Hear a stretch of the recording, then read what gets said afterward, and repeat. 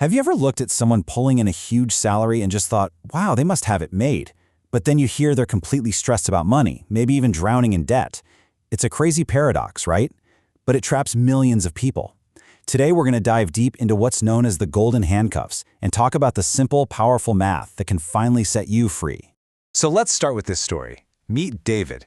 He's 34, just made partner at his firm, and his salary rocketed to $250,000 a year. On paper, he has absolutely won the game. But here's the crazy part. If he stopped working next Tuesday, he'd lose his house in 3 months. He is 3 paychecks away from disaster. You could argue he's in a more dangerous spot than the intern who gets him coffee. This is the heart of what we're talking about today.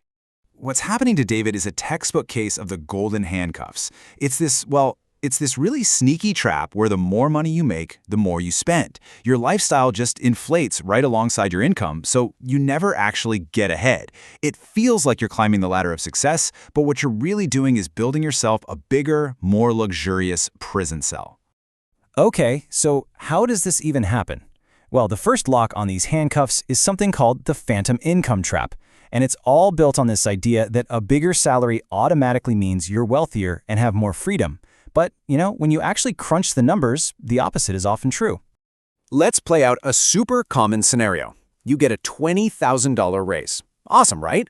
Logically, you'd think, great, I've got an extra 20 grand to save or spend. I mean, you were living just fine before the raise, so this should be pure profit, shouldn't it? Well, not so fast. Just watch how fast that raise vanishes. First up, taxes. For a high earner, the government's going to take a pretty big slice, maybe around 40%. So your 20 grand is immediately down to 12. Then come the new costs that sneak in with success, a longer commute to that new office, more takeout because you're working late, maybe some nicer work clothes. And just like that, your big $20,000 raise shrinks down to maybe $4,000 of actual usable money. You're working way harder for what is essentially phantom income. And why do we spend it anyway? You can pretty much blame your own brain. It's a well-known psychological principle called hedonic adaptation. Basically, we get used to nice things incredibly fast. That first time you fly first class feels amazing, but by the 10th time, it's just normal. The thrill of the upgrade completely disappears, but the pain of going back to economy? That feels like a real punishment. That new higher standard of living just becomes your new normal. So how in the world do you break out of this cycle? You need a system, a really rigid one. Let's call it the 50% rule. The second you get a raise, you take the after-tax amount and you split it right down the middle. Half, 50%, gets automatically funneled into savings or investments. No touching it. The other half, go for it. Use that to upgrade your life, completely guilt-free.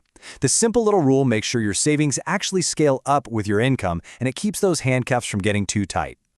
All right, on to the next trap. And this is a huge one, because it's something we are all taught is one of the smartest investments you can make. I'm talking about your house. For a lot of high earners, your main home isn't an asset at all. When you look at the math, it's your single biggest liability. Let's just run the numbers on a $1 million home. The mortgage might be, say, $4,800 a month, but that is just the beginning. You have to pile on property taxes, insurance, maintenance, and a good rule of thumb there is 1% of the home's value every year, plus utilities. All of a sudden, your real monthly cost is closer to $7,400. The sticker price is truly just the tip of the iceberg. So what does that actually mean for your salary? Well, to cover that $17,400 a month, which is almost $90,000 a year after tax, you need to earn about $150,000 before taxes. Just think about that for a second. That means you are working from January all the way to August just to pay for the box you sleep in. This is the exact trap David is in. His huge salary gets devoured before he ever really sees it. But the real cost here isn't just the money. It's your freedom. It's your mobility. If you're a renter and you hate your job or your city, you can pack up and leave. But when you are anchored to a massive mortgage, you are stuck. You're frozen, both geographically and financially. That house needs to be fed every single month, so you stay in that high-stress job you've grown to hate. Okay, so you avoid the giant house. You're being smart. But then your company comes along and offers you something called restricted stock units, or RSUs. This is basically company stock that you only get to keep after you've worked there for a certain amount of time. And let me tell you, this might be the most sophisticated, most brilliant handcuff ever invented. It's designed to make you feel rich while keeping you chained to your desk. You have to understand this one crucial truth. Unvested stock is not your money. It's not. It's a retention tool. It's a bonus you have to show up and earn day after day for years. You might see that big number on your employee portal and get excited, but it's an illusion. And companies are smart. They layer these stock grants so there's never a good time to leave. That carrot is always dangling just a little further down the road. Let's make this really concrete. Let's say you're miserable, but you're staying in a job for a $25,000 stock grant that vests in 6 months. Okay, after taxes, that's maybe $2,500 a month. So you have to ask yourself this question, is that the price of your misery? Are you literally selling your happiness and your mental health for the equivalent of a car payment? So why do we keep falling for this? Well, it's another one of those tricky cognitive biases. This one's called loss aversion. It means the pain of losing something feels about twice as powerful as the pleasure of gaining that exact same thing. We look at that unvested stock and we think of it as ours, so the idea of leaving feels like we are actively losing money from our own pocket. Your company is basically hacking your brain sphere center to keep you right where you are. So we've talked about income, we've talked about housing, we've talked about stock. But the last handcuff, and honestly maybe the strongest one of all, isn't really financial. It's your ego. It's that immense, unspoken pressure to look successful and the hidden tax that comes along with it. We can call this the imposter tax.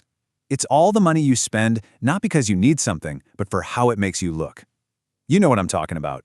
The luxury car lease, the expensive gym membership for networking, always being the one to buy a round of drinks for the team to look like a leader.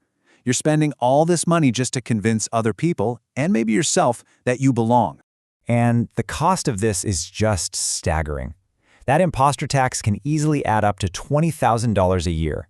But what if you had invested that money instead? At a pretty average 7% return over 20 years, it would have grown to nearly $1 million.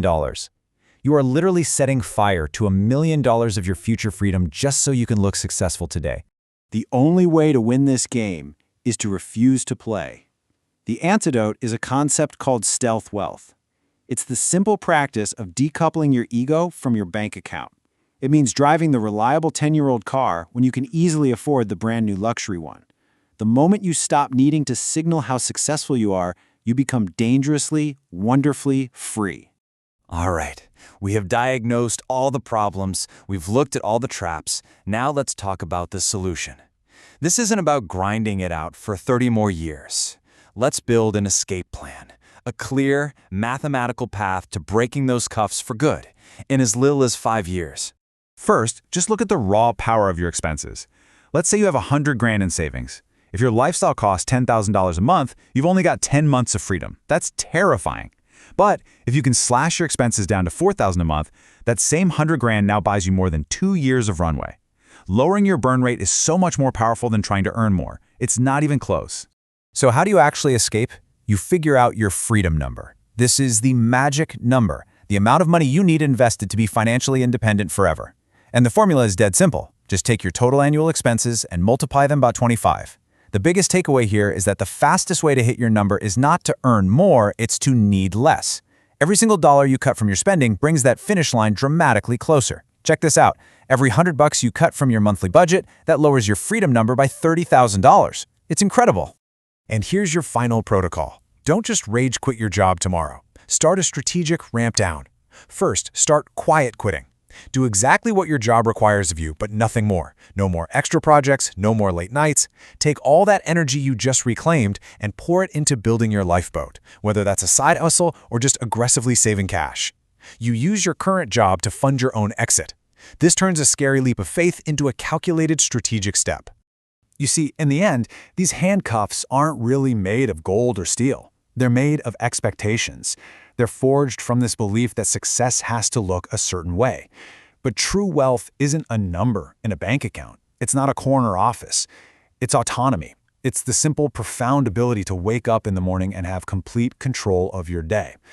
So the question I'll leave you with is this: what are your handcuffs made of?